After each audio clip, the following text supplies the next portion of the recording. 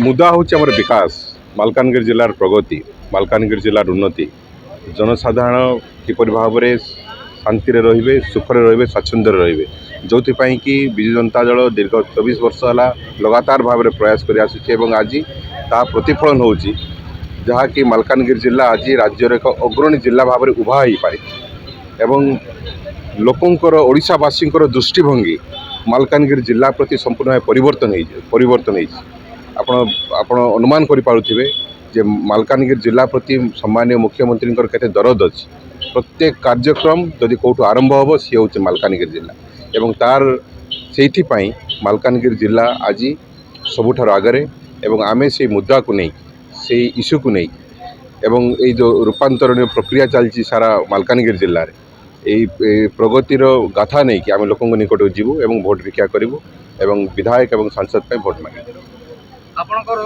विरोधी भाव रही बीजेपी एवं कांग्रेस तांको आपण केते मात देबे एवं केते भोटर विजय लाभ करे बोले विपुल संख्यार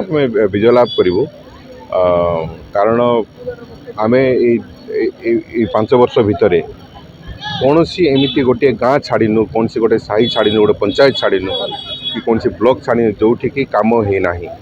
लोके जहाँ दशंधि धरी अपेक्षा करते जो कम